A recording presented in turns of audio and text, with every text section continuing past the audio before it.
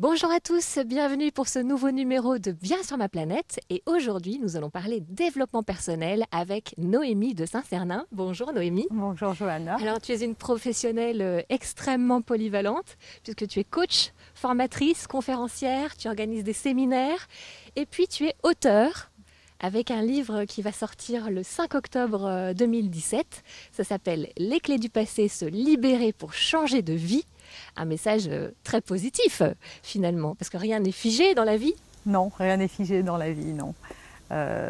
Tout peut être transformé et surtout, il n'y a pas de fatalité. Voilà. Surtout, voilà, le message principal, c'est qu'il n'y a pas de fatalité. Et chacun assume un petit peu ses responsabilités dans ce qui lui arrive. Absolument. Dans le livre, je développe 4 clés en fait. Et la première, c'est la responsabilité. C'est prendre sa vie en main. À partir du moment où on se sent victime de sa vie, victime des autres, victime d'un gouvernement, victime d'une situation, victime de son passé, on ne peut pas avancer, ça donne énormément de limites, mais ces limites-là, on est les seuls à les avoir posées et les seuls aussi à pouvoir les lever, donc c'est quand même positif.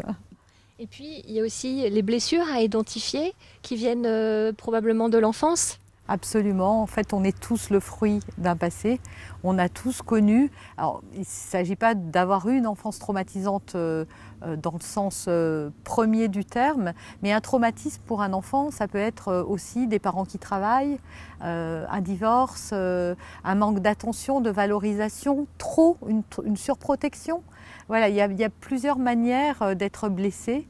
Et donc pour un enfant, grandir avec des blessures, eh bien on va les porter encore pendant sa vie d'adulte et toute sa vie si on ne vient pas un petit peu revisiter sa propre enfance pour pouvoir guérir ses blessures et ne plus reproduire des schémas douloureux dans sa vie d'adulte. Est-ce que c'est facile à identifier justement une blessure? La vraie difficulté, c'est qu'on n'en est pas conscient souvent qu'on a des blessures. Et ça, c'est vraiment le propre des gens que je rencontre régulièrement, c'est qu'ils ne savent pas qu'ils ont des blessures, ils ne savent pas qu'ils ont des besoins, ils ne savent pas que c'est à cause de ça que certaines choses se répètent dans leur vie ou qu'ils ont des limites et des blocages qui se dressent en permanence. Et donc la difficulté n'est pas tant de guérir sa blessure. Je ne vais pas dire que c'est facile et que ça peut se faire en un claquement de doigts, mais la première chose, c'est déjà d'en prendre conscience parce que comment changer ce qu'on ne voit pas, c'est difficile. Et après, se libérer de la prison du schéma. Absolument. Et ça se joue ici et maintenant. Il n'y a pas besoin, par exemple, souvent on se dit mais je ne me souviens pas. C'est pas grave parce qu'il n'y a pas besoin de se rappeler parce que le passé, ça se rejoue justement au présent. C'est un petit peu comme si ça ouvrait une porte sur le passé à chaque fois qu'on vit des choses très douloureuses. Alors ces choses douloureuses, elles sont émotionnellement douloureuses. Ça peut être des ruptures, des difficultés à s'intégrer, de vivre du rejet, de l'injustice, de la trahison, de l'humiliation. Voilà, c'est dans sa vie, on va rencontrer un schéma qui se reproduit dans notre vie de couple, dans notre vie professionnelle, voilà, ou seulement dans une catégorie de notre vie, mais on va voir des choses comme ça qui sont douloureuses et on va constater que c'est un petit peu le même film qu'on rejoue. Ça, c'est juste le passé qui s'ouvre, qui ouvre une porte et qui nous permet à ce moment-là de pouvoir libérer ces schémas, de pouvoir aller mettre le nez dedans, j'ai envie de dire, de les regarder de plus près, d'aller s'interroger, d'arrêter de chercher justement à l'extérieur des solutions ou des coupables et de regarder en soi comment j'en suis arrivée là, de se rendre compte que finalement on est le problème, entre guillemets, mais qu'on est aussi la solution et qu'on l'a en tout cas et qu'on a ce pouvoir et je trouve que ça c'est vraiment fantastique, c'est qu'on peut se guérir tout seul déjà et qu'il suffit d'avoir juste une bonne méthode pour le faire. Une des manières d'amorcer un changement, c'est aussi d'adopter une attitude de gratitude. Oui, alors ça c'est fondamental parce qu'on passe son temps à se plaindre en réalité.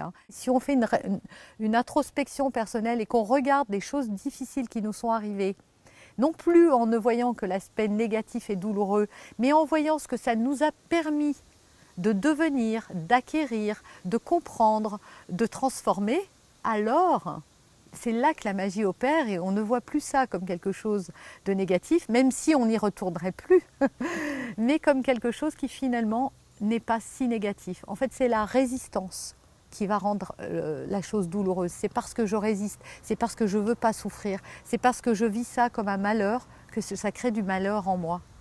Mais si je le vois autrement, alors ça va changer mon état d'esprit et donc ma perception. Alors cet ouvrage, Les clés du passé, découle d'un programme en ligne que tu as fondé il y a à peu près 2 ans ou 3 ans. C'était en 2014. Le programme en ligne est très différent parce que c'est quelque chose qui est beaucoup plus complet.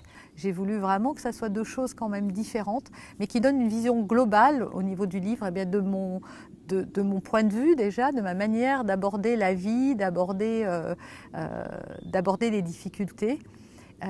Et les douleurs, et de donner 4 piliers sur lesquels on peut s'appuyer pour avoir une vie plus épanouissante et pouvoir transcender un petit peu toutes ces souffrances qui nous empoisonnent la vie. Donc en fait, tu as démarré au départ sur Internet. Oui. Toute une communauté adhère à tes programmes parce qu'il n'y a pas qu'un seul programme, il y en a 3 en réalité. Alors il y a les clés du passé, il y a les clés de l'abondance. Oui. Et alors ça c'est pour attirer de l'abondance dans sa vie? Oui, j'ai voulu faire un programme, c'est souvent une question qu'on me pose assez régulièrement. Il y a beaucoup de gens qui vivent dans la peur du manque. Et même ceux qui gagnent de l'argent n'arrivent pas à le garder, parfois se mettent en situation de se retrouver régulièrement en danger. Donc c'est une peur qui est partagée avec beaucoup de gens, de par nos traditions judéo-chrétiennes d'une part, et puis toutes les croyances qui est par rapport à l'argent. Donc j'ai voulu faire un programme qui permette aux gens d'actionner certains leviers d'abondance, parce qu'en fait l'abondance c'est avant tout un état d'esprit, c'est pas du tout la valeur d'un compte en banque. On peut être milliardaire et vivre dans le manque, et on peut être SDF et vivre dans l'abondance. Voilà, c'est vraiment un état d'esprit. Le 3e programme, c'est les clés de la colère. Oui. Et là, ce qui m'amène à aborder un thème qui t'est très cher, Oui. c'est l'enfance. Oui. Enfin, finalement, l'éducation, l'éducation bienveillante. Absolument. Alors, plus qu'éducation bienveillante, moi, j'aime bien parler de parentalité responsable. Parce que finalement, je la trouve un peu culpabilisante, parce que c'est un peu, moi je suis un parent puis je ne sais pas faire avec mon enfant, où le problème aussi est détourné, c'est-à-dire que le problème est chez l'enfant. Voilà, on apprend aux parents, mon enfant me tape, voilà ce qu'il faut faire avec bienveillance pour plus qu'il vous tape. Mais le problème n'est pas tellement chez l'enfant pour moi, en fait. Et à nouveau, on revient dans ce thème qui m'est cher de la responsabilité. C'est à moi de prendre la responsabilité de ce que je ressens déjà par rapport à ça. Que mon enfant me tape, c'est pas très grave finalement. Mais pourquoi moi, ça me met dans cet état de colère? Qu'est-ce que ça vient toucher? Voilà, qu'est-ce que ça vient toucher en moi? Et est-ce que le problème, c'est mon enfant ou c'est ma perception de ce que fait mon enfant qui fait qu'à terme, ça va générer de la colère en moi? Donc, ça va cristalliser encore plus chez mon enfant le fait de me résister. Et donc, c'est une espèce de pot de terre contre pot de fer, ou d'énergie en tout cas, qui sont l'une en face de l'autre, et ça crée une tension. Mais pour moi, il est très difficile, quand on devient parent, de ne pas s'occuper de sa propre enfance avant que de s'occuper de celle de quelqu'un d'autre. Et donc le passé, souvent, même quand il est resté tapi pendant des années, souvent il ressurgit à la naissance du premier enfant. Ou du deuxième, si ce n'est pas le premier, ou du troisième. Mais très souvent, se rejoue notre propre enfance. On n'a pas abordé les conférences mensuelles pour les membres justement qui suivent les formations en ligne. Ça, c'est super en fait. Tu réponds aux questions des internautes en live tous les mois. Oui. C'est en cela, déjà en cela, que le programme est différent du livre. Hein. Parce que ça, on ne peut pas le faire avec un livre. Mais avec un programme, oui, on peut le faire. Donc oui, tous les mois, une fois par mois, oui, je réponds aux questions des personnes qui suivent la formation. Parce que je trouve que ça permet de garder un lien. Parce que quand on est tout seul face à son écran, donc je trouve que les programmes en ligne, c'est génial. Hein. Parce que ça permet, surtout quand on travaille, quand on a une famille, trouver du temps, prendre sa voiture, se déplacer ou un transport, on économise tout ça. Et puis on peut faire ça le matin tôt, le soir tard, à l'heure du déjeuner, pendant que les enfants sont à l'école, quand on veut. Il n'y a pas de règles, voilà, c'est comme si on avait un professeur, on appuie et puis hop, il est là. Donc ça, c'est génial. Mais il y a quand même une contrepartie plutôt moins géniale qui est, je suis un peu tout seul, et comment je me motive tout seul. Donc c'est pour ça qu'il y a le forum déjà, donc si on veut échanger, on peut se trouver plein de gens sur le forum. J'ai mes assistantes aussi, qui répondent et qui peuvent prendre en charge des questions ou un accompagnement un peu plus en proximité. Et puis moi, qui interviens une fois par mois, voilà, pour synthétiser toutes les demandes, rebooster aussi, parce que je crois que ces conférences aussi, c'est beaucoup de « allez, je vous redonne remotiver les troupes. Voilà, je vous remotive aussi, parce que bon, ça n'avance pas toujours aussi vite qu'on le voudrait, on est souvent impatient, et puis il y a des phases qui sont plus difficiles que d'autres à traverser, c'est pas facile de changer, donc c'est important d'être accompagné. Alors une autre de tes activités, c'est l'organisation de séminaires tous les ans. Là, c'est la 3e édition au mois d'octobre. Je crois que c'est le 13 octobre 14-15. Et là, en plus, ce sont des acteurs du développement personnel qui, enfin, devrais-je dire actrices, parce que c'est exclusivement féminin, et qui vont t'accompagner dans cette démarche. Chacune va apporter sa touche dans sa spécialité. Donc j'ai décidé d'innover cette année et de faire quelque chose de différent, et m'est venue l'idée de demander à des amis et consoeurs qui sont toutes coachs aussi, Caroline Dubois qui va parler d'EFT, donc, qui est une technique de libération émotionnelle avec du tapping. Il va y avoir Edith Lassia qui va parler du bonheur, Charlotte Ducharme de parentalité bienveillante, Élodie Bossan d'alimentation, mais d'alimentation consciente. Donc on va rester quand même en développement personnel, parce que par exemple l'alimentation, c'est aussi une manière de gérer ses émotions. Sarah Diviné, qui elle est spécialisée dans tout ce qui est intuition, âme, etc. Et Sophie Guédon, qui elle est plutôt une coach d'entrepreneuse, qui aide les femmes qui entreprennent, mais qui est une psychologue déjà avant tout, elle est psychologue, et donc qui va parler aussi de la façon de voir la vie différemment, comment justement quand on est une femme, eh bien on peut arriver à tout concilier. Est-ce que tu aurais un message à transmettre aux personnes qui te suivent et puis aux personnes qui te découvrent aujourd'hui? Alors le message, c'est que vraiment il faut croire en soi, en ses rêves, ne pas être impacté par la société qui nous dit, notre mari même nos parents. C'est vrai que c'est pas facile de se mettre en rupture, mais à un moment, il faut faire un choix.